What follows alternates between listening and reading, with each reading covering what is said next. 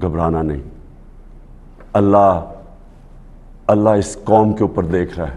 27 رمضان کو یہ پاکستان وجود میں آیا تھا. یہ اس طرح کی سازش انشاءاللہ یہ قوم کامیاب نہیں ہونے دے گی. تو جو اسپیکر نے آج جو اپنی اتھارٹی، اپنی جو پاور، کانسٹیٹیوشنل پاور یوز کر کے جو فیصلہ کیا ہے، اب اس کے بعد میں نے ابھی سے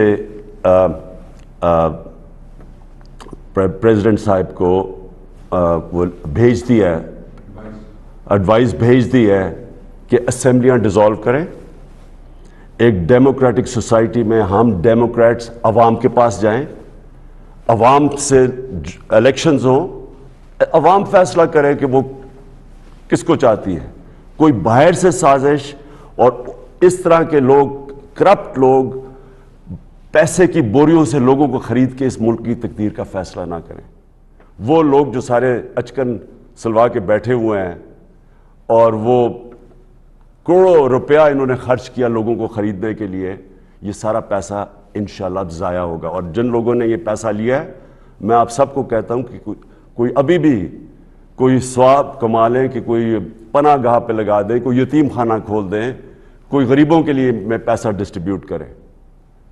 اور میں اپنی قوم کو آج کہتا ہوں کہ آپ الیکشنز کی تیاری کریں، اور آپ نے فیصلہ کرنا ہے. کسی باہر کی قوت، کسی کرپٹ لوگوں نے فیصلہ نہیں کرنا کہ اس ملک کا مستقبل کیا ہوگا.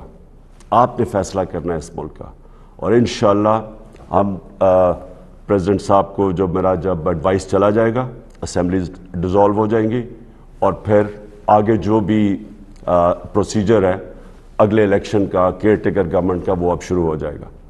میں اپنی قوم کو مبارک دیتا ہوں، اور میں اللہ کا شکر ادا کرتا ہوں کہ اتنی بڑی سازش جو ملک سے کی جا رہی تھی، ایک الیکٹڈ 22 کروڑ کی قوم جس کی الیکٹڈ حکومت کو گرانے کی کوشش کی گئی ہے، اس سازش سے وہ آج فیل ہو گئی ہے.